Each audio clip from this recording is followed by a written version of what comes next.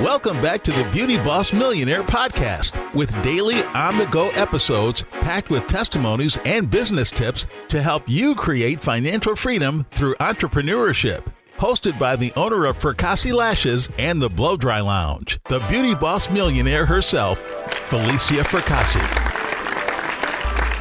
Welcome back to Beauty Boss Millionaire. I'm your host, Falicia Fracassi, and today we're just talking on, hiring your first employees, part 2. And the objective of this podcast is to help new and existing entrepreneurs find the right fit for your team as you start to grow. I really look for people that are very observant because you're going to need people that are observant. And I really mean that. There's people that, I don't mean to sound rude when I say this, but I've noticed that there are some people that are really clumsy. They don't pay attention to phone numbers. They don't pay attention to detail. Sometimes they're procrastinators or they're just lazy people. I would steer away from these type of people because they will be your company's downfall, or even a lack of respect or a hot temper. Run. Those are the people you do not want in your company. I've hired and been through so many employees and throughout the years but there's something I would always do when I would do the interview, and I would ask about them. I would ask about, are they on time? That was like a thing I always asked because I just wanted to see their reaction. And then I would really get into detail. How do you run? Do you run on time? Are you a little bit late, a little bit early? Are you right on time? And they would tell me their answer. And I would know from there how reliable they're going to be, because sometimes I'm going to need my employee to beat me to the door, because as a CEO, you never know what you're going to be hit with in the morning. Sometimes I think my day's going to go smooth. I'm up, I'm ready to go hours before work starts. And the next thing you know, boom, I get hit with an email that's, I have to sit down. It takes me an hour to bang out. And I'm like, how in the world did this happen? But I need someone still to be there to open up the store, open up the operation and get it going. So you need to have really reliable people. You can't have someone always have an excuse, always something going on. Oh, my tire. You know how many times I heard that my tire's flat or someone died, and all these poor people lying on people that died and people walking around alive, and they're saying, I remember one time this employee, she told us that her grandma died. And so I'm laughing because it's not true. So she was saying how her grandma died, and we're like, oh, we're so sorry, so we gave her off a few days. And then next week, her grandma calls the store. It's like, is beep working? Like, oh, well, yeah, she'll be in later on today. The man who's speaking. And she's like, oh, this is her grandma. And I'm like, why is she lying? Her grandma say her grandma died. That's why it's not good to lie. It's not good to lie, but you'll get people that will tell you all types of excuses. Those are the people that are just not reliable, and they're trying to save face by lying about something. And, sometimes you have to give people the benefit of the doubt, but unfortunately, people will just lie to get out of things, and you don't want those people around your business because you need reliability. I do a trial period. After about 3 to 4 weeks, you really find out who someone really is. So it's important that you just give them that time.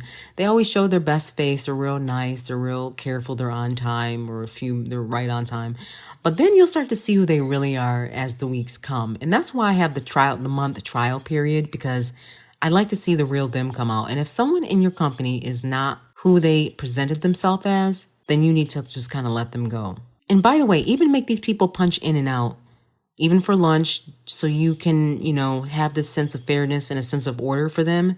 And there was things that I always did. Sometimes I would drop something in the interview and see if they were just going to look at me, pick it up, or if they were going to, help out. And you know what? Every single worker that was ever a hard worker around me, they were picking it up before me. Those were all the people that I always hired. Because in my type of business, it's constantly action things. They're action-oriented items. We're answering the phones, we're up running around. You can't be lazy doing this. Anyone that is really close to me, they know that I am an extremely, extremely hard worker. I will answer the phones. I will take a customer. I will clean the store. I'll mop the store. I'm not lazy at all. And a lot of times people forget this characteristic when they're an entrepreneur. I don't even like people that are lazy around me because it just bothers me. And I don't mean to be like this. This is just my honest truth. But when I see someone just sitting down, chilling, I'm like, this is the problem. This is why you don't have any money now, why you're broke. And I'm being honest saying this because a lot of these celebrities that a lot of people look up to, they're overlooking one thing. These people are not lazy. They're up early. They're up in the studio, or they're handling their business. They're up practicing their lines for the acting role. They're literally doing all these things to be the best that they can be at it. It requires a high level of excellence that some people overlook. Beyonce is one of the hardest working women in entertainment. You know why I know this? Because a lot of her dancers have just said, this woman is amazing. We are so humbled to even work with her. She works her behind off. Like they'll go to the rehearsal to go over the dance and she's already been there for 3 hours before. And when they leave, guess who's still there? Beyonce is still there. I have to use the word allegedly because I'm not supposed to know this information. But the truth of the matter is, anyone that you see, even Michael Jackson, he was one of the best performers. He would be up practicing and practicing and practicing, perfecting his craft. And that's how you have to be. And you have to find employees that have that same mentality, that will put that effort forth. Obviously, you're going to go harder than most because it's your business, it's your operation. But even those that are there, they should be keeping right up with you. And if you find someone that's doing really, really good, then definitely don't be afraid to award them.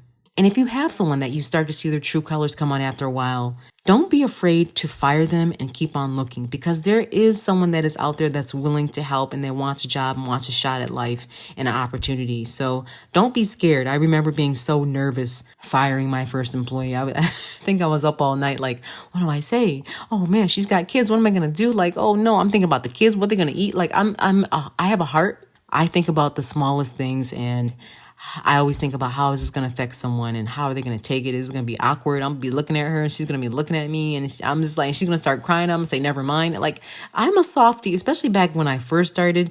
You're going to be so soft. You're not going to know what to do. And you have to just man up, woman up, and you have to get strong. You have to just say, you know what? I don't think this is really your passion, and this may not be the best fit for you. Also, check your state laws to see if you're able to just fire them. Like I know in New York, it's an at-will state, meaning that if the employer says no, you got to go. It's like that.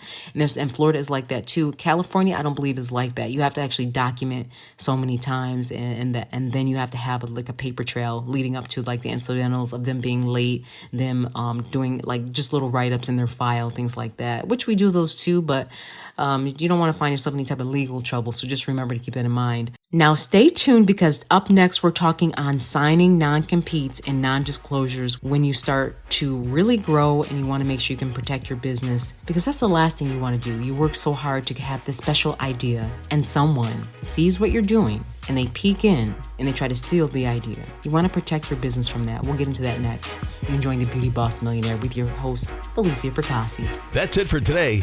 Tune in tomorrow for the Beauty Boss Millionaire podcast. And don't forget to follow the Beauty Boss Millionaire, Falicia Fracassi, on Instagram, Facebook, and TikTok at Beauty Boss Millionaire.